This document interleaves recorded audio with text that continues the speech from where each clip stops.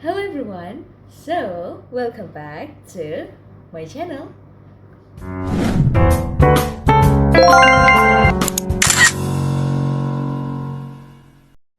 Buat teman-teman yang baru di sini, hai semuanya, welcome to my channel. This is my safe space to explore everything dan juga berbagi ke teman-teman semuanya. Perkenalkan, nama gue Faiza Naura, sekarang duduk di semester 5 program studi pendidikan bahasa Inggris and of course Universitas Sriwijaya. Jadi sesuai dengan janji gue di video kemarin, kita bakalan ngebahas di video kali ini secara lebih dalam apa sih itu USAP, terus apa aja yang bakal diujikan di sana, dan juga bagaimana sih tipe-tipe soalnya, terus skill-skill apa aja yang kita harus pelajari biar kita bisa maksimalin kesempatan tes USAP tersebut. So, without any further ado, let's get started. Kita harus tahu dulu nih, apa sih itu USAP? Jadi, USAP itu adalah Universitas Sriwijaya English Proficiency Test. Artinya, ini adalah tes yang berguna untuk mengukur tingkat proficiency teman-teman semuanya berdasarkan barometer yang digunakan oleh Universitas Sriwijaya. Artinya apa teman-teman? Rekognisi dari USAP ini adalah untuk lingkungan Universitas Sriwijaya teman-teman. Jadi bukan seperti TOEFL ya, atau bukan seperti IELTS yang dia international, recognition-nya tuh international skalanya. Jadi ini dipakai untuk di lingkungan Universitas Sriwijaya. Apa aja yang bakalan diuji di tes tersebut? Tentu kurang lebih sama seperti tes proficiency yang lainnya. Terdapat 3 section teman-teman. Yang pertama itu adalah listening, kemudian structure, dan last but not least reading. Jadi ketiga hal ini yang bakal diujikan di sana. Untuk alokasi waktu menyelesaikan semua tesnya adalah 2 jam teman-teman. Dan ini tuh sama kayak UTBK. Jadi nanti teman-teman akan diminta untuk mengisi link registrasi terlebih dahulu, terus nanti ada kartu tanda peserta dan segala macamnya. Nah, setahu gue, pas tahun gue itu nggak bisa milih jadwal whether lo mau siang, pagi, atau gimana gitu ya. Itu nggak ada opsi. Tapi setahu gue di tahun berikutnya itu udah ada opsi dimana teman-teman bisa memilih, entah teman-teman mau memilih sesi pagi atau siang atau tanggal berapanya, seperti itu. Untuk percobaan pertama ya, itu bersifat gratis teman-teman. Jadi teman-teman nggak perlu bayar. Sedangkan untuk percobaan berikutnya itu diperlukan biaya Rp100.000 pada tahun gue. Gue mau sharing sedikit tentang pengalaman gue USAP waktu semester 1 itu. Jadi kalau untuk di program studi bahasa Inggris itu passing grade-nya adalah 500 teman-teman. Dan alhamdulillah waktu semester 1 gue sudah tembus untuk passing grade-nya. Jadi alhamdulillah memanfaatkan kegratisan itu, jadi nggak perlu ambil atau retake lagi. Dan jujur gue waktu persiapan itu nggak terlalu banyak ya, persiapan yang gimana-gimana, but I wish gue bisa persiapan lebih mateng lagi, belajar lebih intens lagi, karena jujur gue juga agak clueless gitu kan, sebenarnya gimana soalnya, apakah sulit banget ataukah nggak terlalu sulit dan seterusnya. Mungkin teman-teman sekarang lagi bingung juga kan, mahasiswa baru gitu, apakah sesulit itu ataukah nggak terlalu sulit. Tapi menurut gue mindsetnya harus dicoba diubah. Kita tuh kalau ujian itu kan sangat depends on siapa yang teman-teman tanyain gitu. Boleh jadi orang-orang yang sudah pro ya nganggapnya mudah, nah kita yang masih pemula ya menganggapnya sulit. Nah, jadi lebih baik dibandingkan bertanya demikian, apakah sulit ataukah mudah, lebih baik teman-teman persiapkan diri.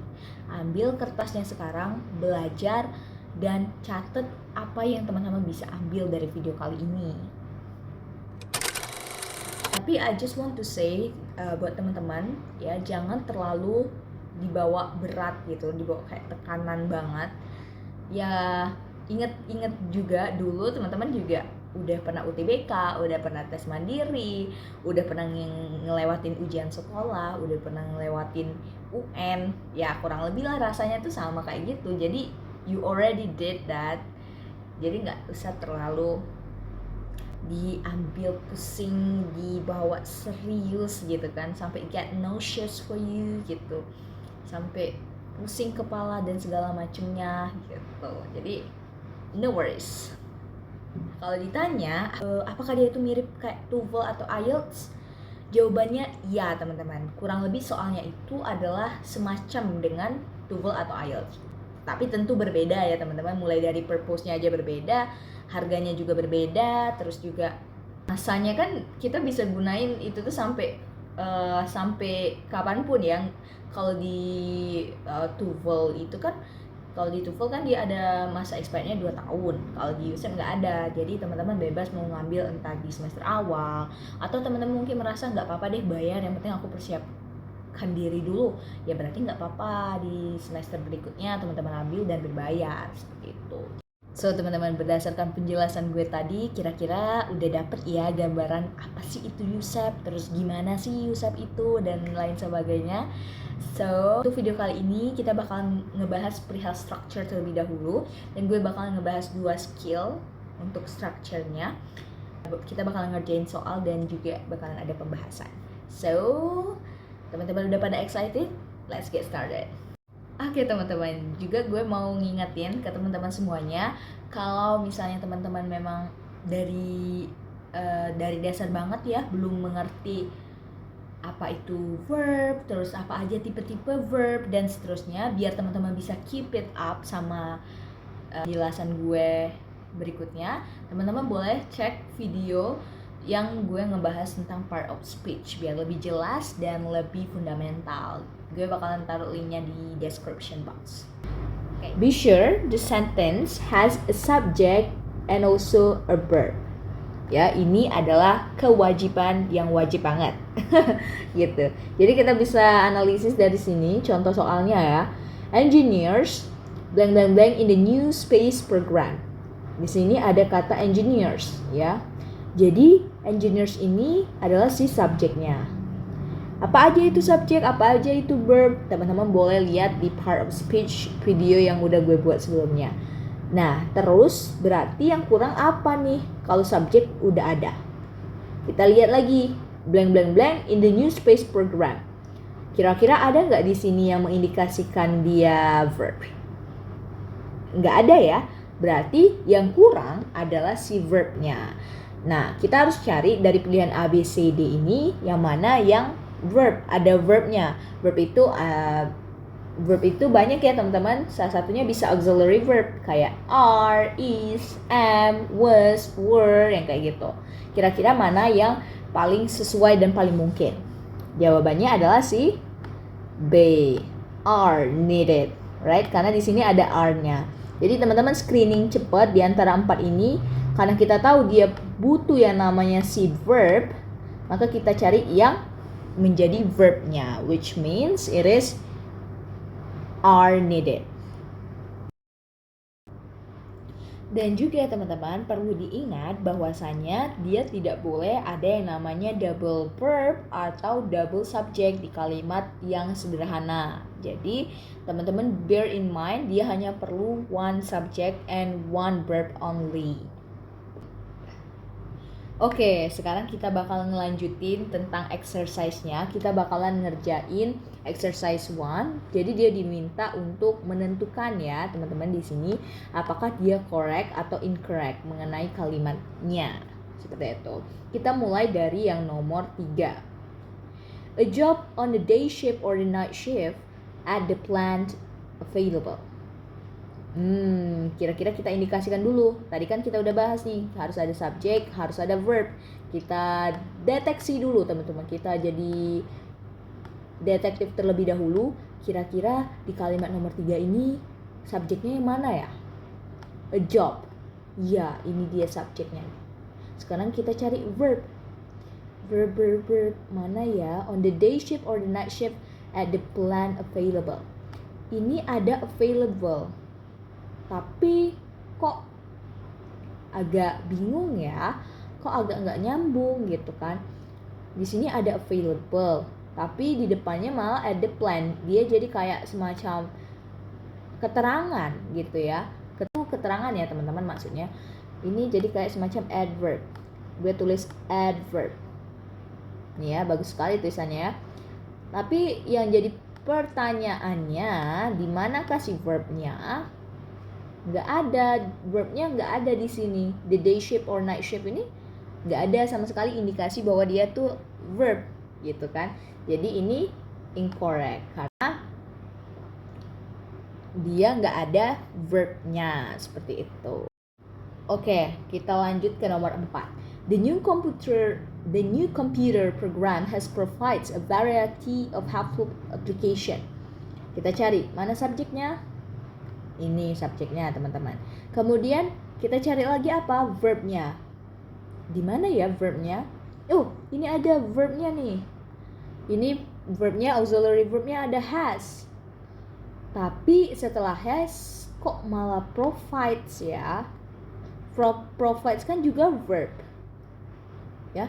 Jadi di sini udah ada has, ada provides juga. Dan juga dalam konteks kalimat ini ya, teman-teman, dia bukan pasif gitu kan. Kalau dia pasif, the new computer program has provided a variety of helpful applications, tentu dia jadi berubah fungsinya, berubah maknanya juga. Jadi, tapi di sini dia provides pakai s, which is ini juga kategori verb gitu. Jadi dia ada double verb di sini. Walaupun dia memang ada verb, tapi dia 2 kali nih verbnya. Berarti ini kurang tepat, incorrect. Kita lanjut ke nomor 5.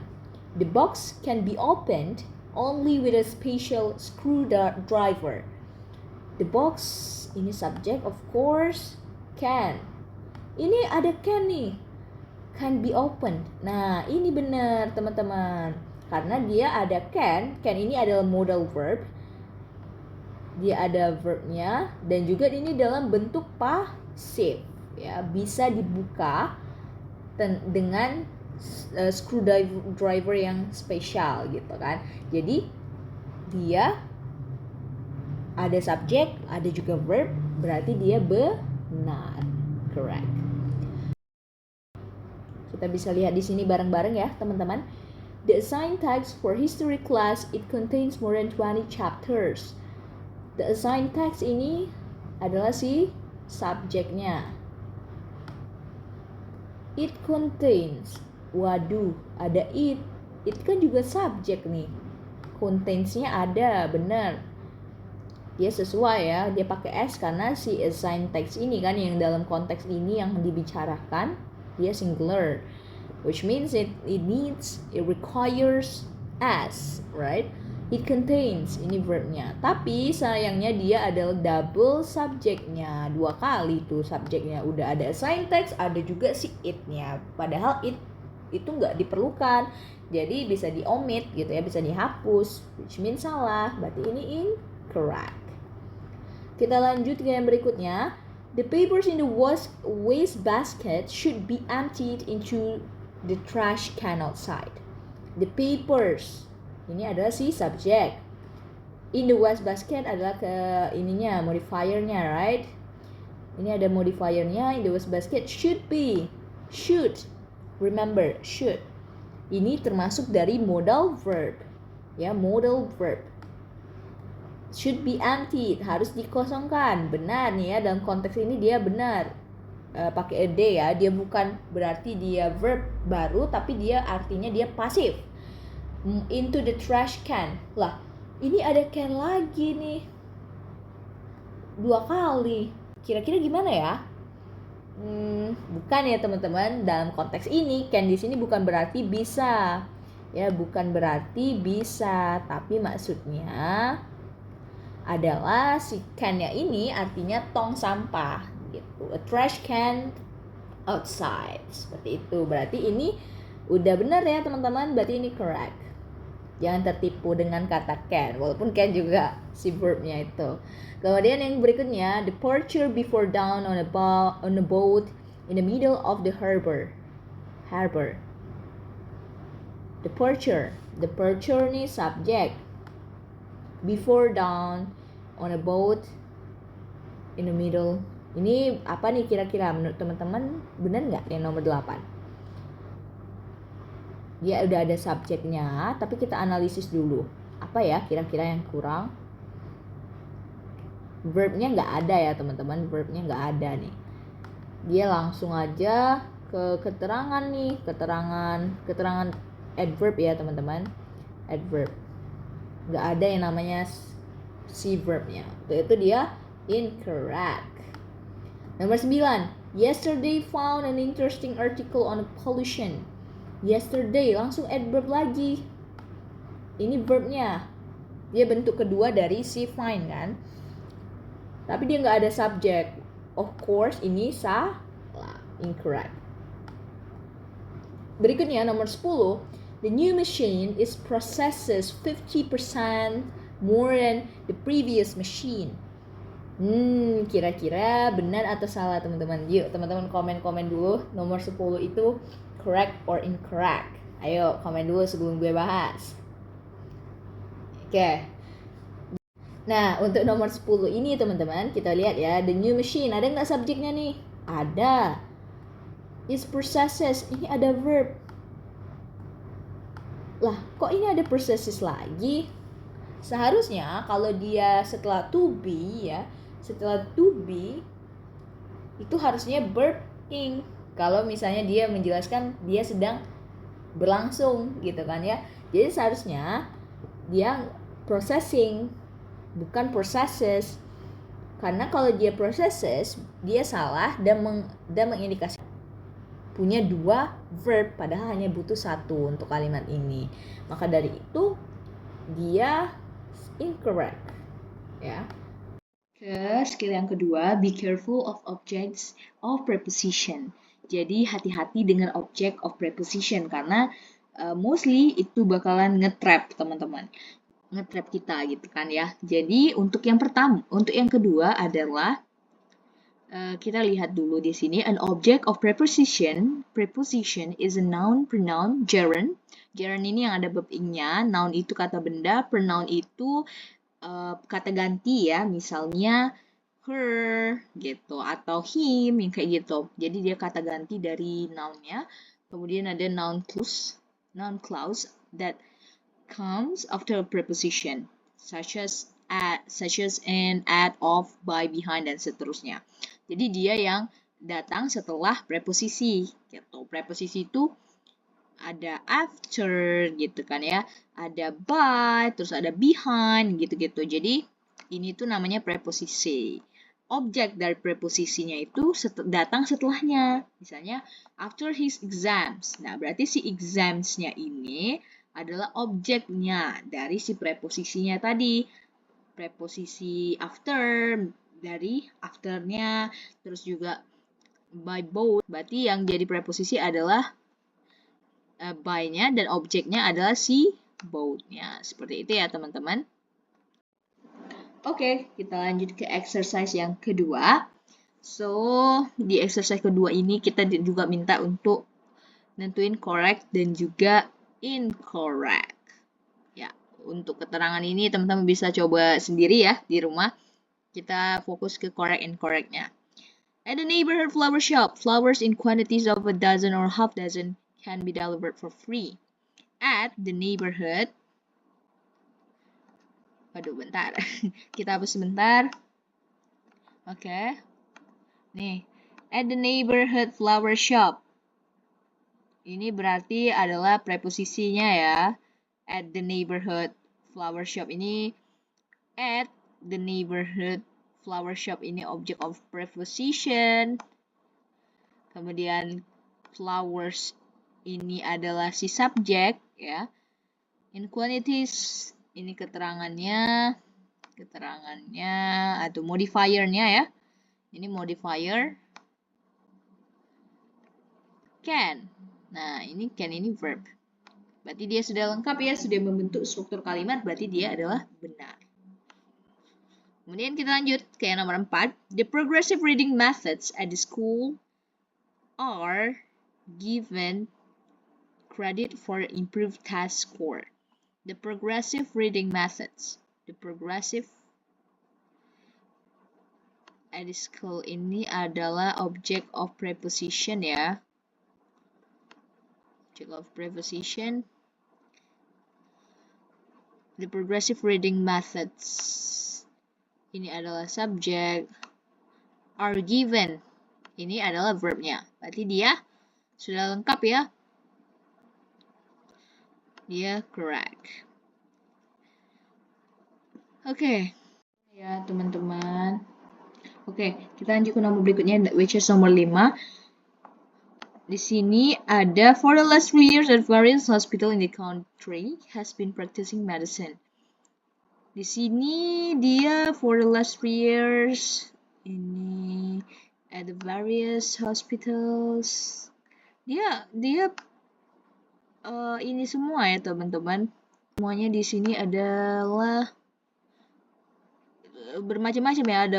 Ini ada preposisinya banyak sekali. Ini ada 1 preposisi, 2, ada juga lagi in, banyak sekali ya. Ini preposisi semua dan juga ada object of prepositionnya juga. Ini ya. Tapi tiba-tiba di sini ada has been practicing. Dia ada verbnya. Ini udah benar verbnya ya, pakai verb in karena dia ada been-nya juga. Yang kurang adalah subjeknya. Berarti dia salah. Bisa boleh dia tuh tambahin apa gitu kan ya sebagai subjek, misalnya for the last 3 years at various hospitals in the country, doctor gitu, atau nurse has been practicing medicine gitu. Jadi dia kurang si subjek. Lanjut ke nomor 6.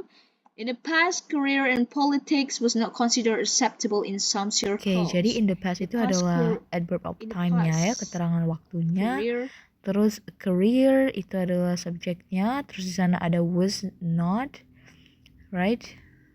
Yang berfungsi sebagai si verb.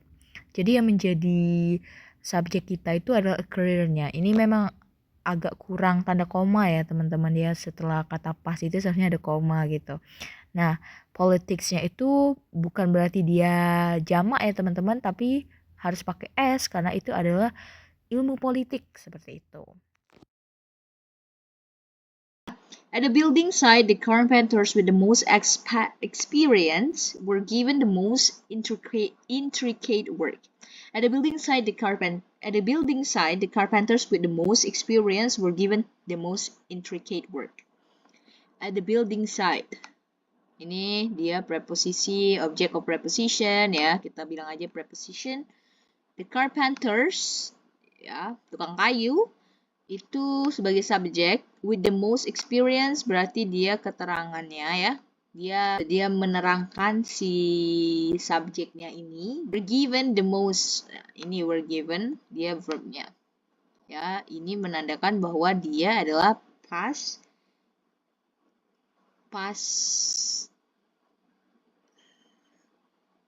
tense gitu ya, tapi belum dalam bentuk pasif ya, karena ini ada were, terus given the most intricate word, berarti dia benar ya. Oke, kita lanjut ke nomor 9. For the fever and headache, 2 aspirin tablets. Kita analisis for the fever, di sini ada took ya. Kita harus cepat nih teman-teman ya, karena ini kan juga berpacu sama waktu kalau di ujian itu. Jadi kita harus lihat cepat. Di sini ada took, berarti verb to dari take. Jadi dia ada verbnya, sudah ada. 2 aspirin tablets, bla bla bla. Ini nggak usah dihiraukan ya. For fever and headache. Ini adalah si keterangannya ya teman-teman ya. Ini adalah preposition and object of preposition ya. Object of preposition. Maka dari itu dia perlu si subjek nih. Walaupun dia terlihat seperti subjek ya, the fever and headache ini, padahal dia object of preposition. Dia nggak ada subjeknya. Di mana subjeknya? Berarti ini kurang. Ya, berarti ini incorrect. Subjeknya. Dia perlu nambahin, entah itu lu tambahin he kan. For a fever and headache, he took gitu kan, atau she took 2 aspirin tablets, they took gitu. Jadi dia perlu yang namanya si subjeknya. And last but not least, nomor 10, the report with complete documentation was delivered at the conference. Untuk nomor 10 kira-kira correct atau incorrect? Teman-teman kasih tahu gue jawaban teman-teman di kolom komentar di bawah. Oke? Alright teman-teman, this is the end of our video today. I'm very grateful teman-teman sudah nonton sampai akhir. Don't forget to put like, comment, and also subscribe to my channel for more video like that. Alright teman-teman, thank you very much for your attention. See you, bye bye, assalamualaikum.